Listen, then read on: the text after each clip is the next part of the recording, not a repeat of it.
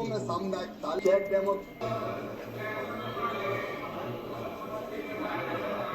आदरणीय अध्यक्ष महोदय, मैं आपके माध्यम से माननीय मंत्री महोदय जी से जानना चाहूँगा कि विमुक्त कुंवंतु और आदर्श कुंवंतु जनजातियों के विकास एवं उत्थान के लिए क्या कदम उठाए जा रहे हैं और सीड योजना के क्या परिणाम महाराष्ट्र में दिखा रहे हैं। माननीय अध्यक्ष महोदय, विमुक्त कुंवंतु एवं अर्ध कुंवंतु समुदाय के विकास एवं कल्याण के लिए सरकार के द्वारा अनेक कदम उठाए जा रहे हैं। माननीय अध्यक्ष महोदय, ये वो समुदाय हैं जो अपने जीवन यापन और अपने आवासीय ठिकानों के लिए ज्यादातर जंगलों और चारागाहों पर निर्भर रहते आए हैं। कालांतर के चलते, परिस्थितियों में और पर्यावरण के बदलाव के चलते इनके रहने सहने में काफी परिवर्तन आया। परंपरागत रूप से ये जो काम करते चले आ रहे थे, अलग अलग भाषाएं बोलते हैं, अलग अलग संस्कृतियां होते हैं और ज्यादातर लोग एक स्थान से दूसरे स्थान पर पलायन करते रहते हैं और इस कारण से कोई एक स्थायी ठिकाना इनका नहीं बन पाता है, ना ही आजीविका का कोई स्थायी इनका साधन हो पाता है। जैसे जैसे हम आधुनिकता की तरफ बढ़ते गए, इनके जो परंपरागत काम थे, जैसे लोहगढ़िया लोहे का काम करते थे, बंजारे लोग, सपेरे लोग, मदारी लोग, तो इनके काम जो है ना बंद होते चले गए। सरकार ने 21 फरवरी 2019 के राजपत्र अधिसूचना के अनुसार विमुक्त कुंवंतु अर्ध कुंवंतु समुदाय के विकास एवं कल्याण के लिए एक बोर्ड का गठन किया और इसका उद्देश्य, ये बोर्ड जो हमारे विमुक्त कुंवंतु और अर्ध कुंवंतु समुदाय हैं, इन समुदायों के कल्याण और विकास के लिए कार्यक्रम तैयार करने का काम, उन्हें कार्यान्वित करना और ऐसे क्षेत्रों का पता लगाना जहां पर ऐसे समुदाय के लोग अधिक संख्या में रहते हैं, जो कार्यक्रम इनके लिए बनाए जाते हैं, उनके पहुंच और पात्रता में अंतर का उसका निर्धारण करना और संबंधित एजेंसियों और मंत्रालयों के साथ में ये सुनिश्चित करना कि ये कार्यक्रम विमुक्त कुंवंतु और अर्ध कुंवंतु समुदाय की विशेष आवश्यकताओं को पूरा करने वाले हों। साथ ही साथ भारत सरकार और राज्य सरकार की योजनाओं में हो रही प्रगति और निगरानी पर उस पर नजर रखना, उनकी मॉनिटरिंग करना। इसके साथ ही 16 फरवरी 2022 को डीएनटी के आर्थिक सशक्तिकरण की योजना सीड का शुभारंभ किया गया। महाराष्ट्र में सीड योजना का जो माननीय सदस्य के द्वारा जानकारी मांगी गई है, महाराष्ट्र में सीड योजना के अंतर्गत 16 जिलों में ये योजना लागू की जा रही है, जिसमें निर्माण संस्था 3 जिलों में छत्रपति संभाजी नगर, बीड़ एवं जालना में काम कर रही है। नवचेतना संस्था 7 जिलों में, परभणी, उस्मानाबाद, अहमदनगर, लातूर, सोलापुर, पुणे एवं बुढ़ाना में। इसी तरह से धान फाउंडेशन 6 जिलों में, हिंगोली, नांदेड़, अमरावती, यवतमाल, वाशिम एवं वर्धा में काम कर रही है। महाराष्ट्र में कुल 800 स्व सहायता समूहों के लक्ष्य के विरुद्ध 766 समूह गठित किए गए हैं, जिनमें 9026 लाभार्थी शामिल हैं। अहमदनगर जिले में माननीय मंत्री जी, नवचेतना संस्था 2 प्रखंडों में काम कर रही है। माननीय मंत्रीगण, मैं आपसे आग्रह करता हूं कि संक्षिप्त जवाब दें। माननीय अध्यक्ष जी, उन्होंने 20 क्वेश्चन पूछते हैं, आखिर 20 बड़ी मुश्किल से लॉटरी में आते हैं 543 में, सबको मौका मिलना चाहिए। संक्षिप्त बात बता दें। माननीय अध्यक्ष महोदय, उन्होंने सीड योजना का जानकारी उन्होंने चाही थी, इस कारण से उसके संबंध में विस्तृत रूप से जानकारी मैंने रखने का प्रयास किया और विशेष जानकारी अगर माननीय सदस्य जी चाहते हैं तो हम उनके साथ में बैठकर उनको महाराष्ट्र के संबंध में और जानकारी उपलब्ध करा देंगे। ऑनरेबल सदस्य, जाति के प्रमाण पत्र के अभाव में इस समुदाय को केवल 10% लोगों को लाभ मिलता है। महाराष्ट्र में घर घर जाकर इंक्वायरी करके जात प्रमाण पत्र दिया जाता है। मैं जानना चाहूँगा कि क्या इस तरह योजना अन्य राज्यों में लागू करने के लिए आपके माध्यम से हेतु निर्देश माननीय मंत्री जी। माननीय अध्यक्ष महोदय, ये बात सच है कि कई राज्यों में अभी डीएनटी के प्रमाण पत्र और जन्म प्रमाण पत्र नहीं बनने के कारण, पात्रता के अभाव के कारण वो शासन की योजनाओं के लाभ से वंचित हो रहे हैं। इस संबंध में मंत्रालय ये बता रहे हैं कि महाराष्ट्र में अच्छा मॉडल है, क्या वो मॉडल और राज्य भी लागू करेंगे क्या? ये 7 राज्यों में, देश के 7 राज्यों में जाति प्रमाण पत्र जारी किए जा रहे हैं, इसमें महाराष्ट्र, गुजरात, हरियाणा, राजस्थान, उत्तर प्रदेश, मध्य प्रदेश और तमिलनाडु, इनमें डीएनटी के जारी प्रमाण पत्र जारी किए जा रहे हैं। आंध्र प्रदेश राज्य द्वारा डीएनटी के जारी प्रमाण पत्र जारी नहीं किए जा रहे। उनको भी बता दो जारी करने के लिए, क्यों मंत्री जी, उनको भी बताओगे जारी करने के लिए? बाकी राज्यों को भी जब हमारी राष्ट्रीय स्तर पर बैठक होती है और हमारे रीजनल स्तर पर हमारी जो बैठकें होती हैं, वहाँ के माननीय मंत्रियों के साथ में, माननीय सचिवों के साथ में, उन सभी राज्यों को डीएनटी समुदाय के जाति प्रमाण पत्र बनाने के लिए सभी से अनुरोध किया जा रहा है। एडवोकेट चंद्रशेखर। धन्यवाद अध्यक्ष जी। अध्यक्ष जी, देश आजाद हुआ 1947 में, लेकिन ये जो जातियां हैं जिनको आज हम विमुक्त जातियों के नाम से जानते हैं, 1871 के अपराध जनजाति अधिनियम के तहत इनको अपराधी जनजाति घोषित किया गया। तो ये 1952 में आजाद हुए, 5 साल बाद। मंत्री जी ने बहुत सारी योजनाओं का जिक्र किया है। आज वर्तमान में डीएनटी, एनटी, एसएनटी समुदाय विभिन्न राज्यों में एससी, एसटी और ओबीसी श्रेणी में वर्गीकृत। मैं मंत्री जी जानना चाहता हूँ, क्या मंत्री जी के पास इनकी संख्या की जानकारी है कि इनकी संख्या क्या है, और जो योजनाएं बताई है उनके आंकड़े हैं कि कितने लोगों को उसका लाभ मिल रहा है? क्योंकि इनकी हालत अध्यक्ष जी बहुत बुरी है, और इनको क्योंकि ये जैसा मंत्री की पलायन करते हैं, तो वास्तविकता में इनको पूछने वाले के साथ कोई अपराध हो जाता है तो सुनवाई नहीं होती। और इनका जो पुरानी पीढ़ी तो चली गई सर, जो नई पीढ़ी आ रही है वो क्या मुख्य धारा में कभी नहीं जुड़ पाएगी? इसलिए माननीय मंत्री से मेरा आग्रह है कि वो आंकड़े भी स्पष्ट करें और इनकी संख्या की जानकारी मंत्री के पास है, क्योंकि पंजाब में, हरियाणा में, यूपी में इनकी संख्या बहुत ज्यादा है। सलाह दे दूं आप लोगों को?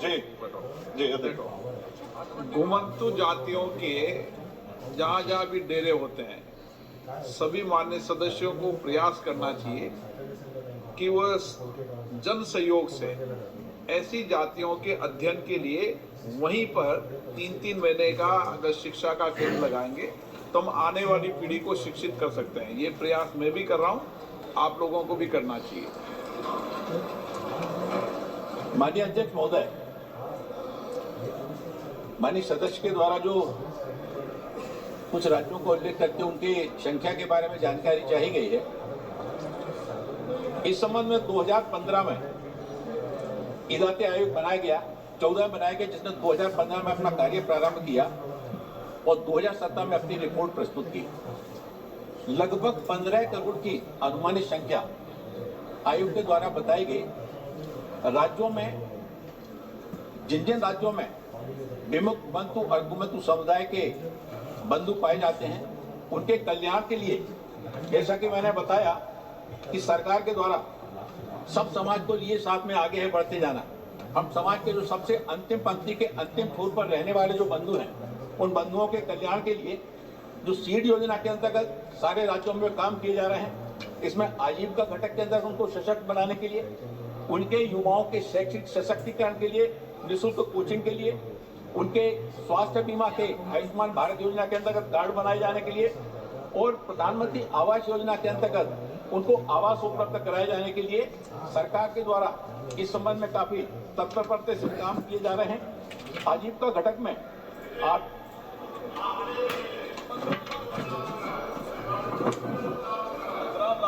15 करोड़ की संख्या बताई कि 15 करोड़ जो है ना,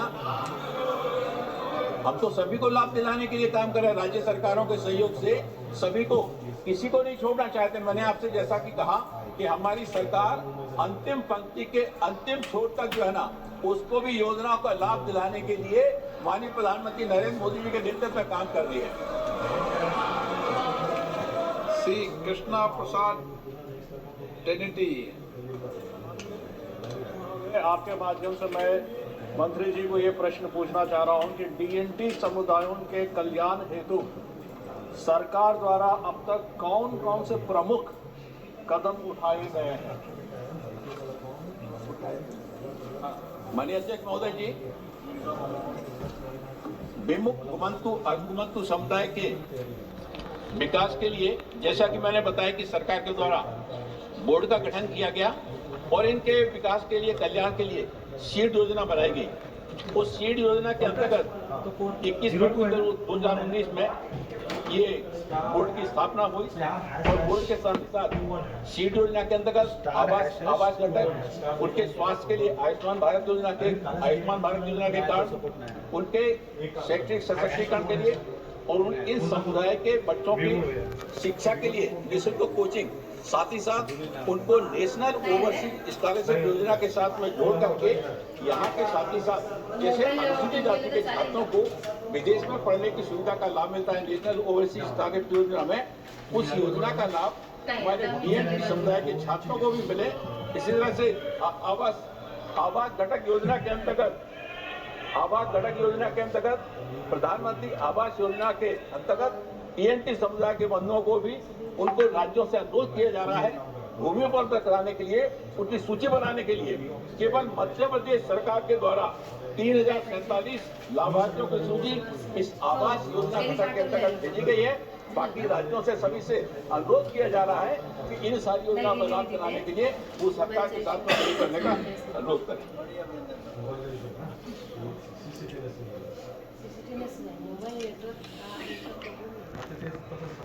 श्रीमती कनिमो जी।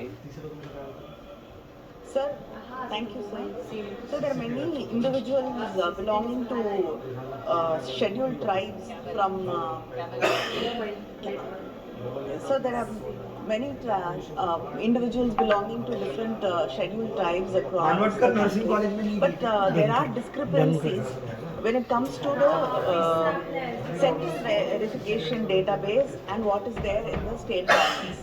And because of that, many individuals from different states are not able to use or benefit from the union government schemes. So how does the union government plan to avoid these discrepancies and solve these problems? Thank you. माननीय सभापति महोदय जी, विमुक्त Ubuntu अल्पसंख्यक समुदाय की 1200 समुदाय की देश भर में गणना की गई है 1262 और इसमें से विमुक्त उबंटू समुदाय के 425, घुमंतू समुदाय के 810, अर्ध घुमंतू समुदाय के 27 और अवर्गीकृत जो ना एससी में आते हैं, ना विमुक्त में आते हैं, ना एसटी में आते हैं, ना ओबीसी में आते हैं, ऐसे 268 ऐसे जो इन समुदाय की पहचान पूर्ण करने समिति का गठन किया गया है कि इनको भी जो है ना सभी राज्य सरकारों के साथ में इस बात के लिए बात कर रहे हैं, लगातार उनके साथ में बैठ के भी कर रहे हैं कि हमारे डीएनटी समुदाय के सारे बंधुओं को, चाहे वो एससी में आते हो, चाहे एसटी में आते हो या वो ओबीसी में आते हो और इनमें भी नहीं आते हैं, तो इन सभी को जो है ना बाकी वर्गों के समान हमारे डीएनटी समुदाय को शासन की सारी योजनाओं का लाभ मिले, इसके लिए लगातार राष्ट्रीय स्तर पर हम बैठ के भी करते हैं और रीजनल स्तर पर भी बैठक करने की समीक्षा भी करते हैं, उन तक शासन की योजनाओं का लाभ पहुंचे। कुछ विषयों पर रामदास उठावल जी।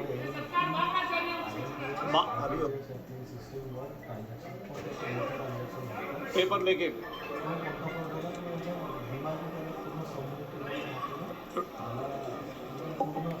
In today's revised list of business, thank you. आज जो लोकसभा पार्लियामेंट में जो डिस्कशन चल रहा था, आज विमुक्त घुमंतु घुमक्कड़ अर्ध घुमंतु खानाबदोश समाज की जो सीड्स योजना है और उसी के साथ उनके जाति के दाखिले जात पड़तालनी वैलिडिटी के संदर्भ में जो चर्चा हुई है, इसलिए माननीय सभापति महोदय जी का और सभी सांसदों का हम बहुत बहुत धन्यवाद व्यक्त करते हैं। और इस जो बात हुई है उस बात की जल्द से जल्द अमल बजावनी हो, ऐसे हम भारत सरकार से और सभी राज्य सरकार से विनती करते हैं। और आज माननीय सभी सांसदों ने हमारे मुद्दों पर बात रखी, इसलिए सभी सांसदों का बहुत बहुत धन्यवाद। माननीय सभापति महोदय जी का भी धन्यवाद, भारत सरकार का और प्रशासन का भी बहुत बहुत धन्यवाद। आप सभी के साथ भारत देश के साथ संजय मारुति कदम, एक भारतीय। Thank you.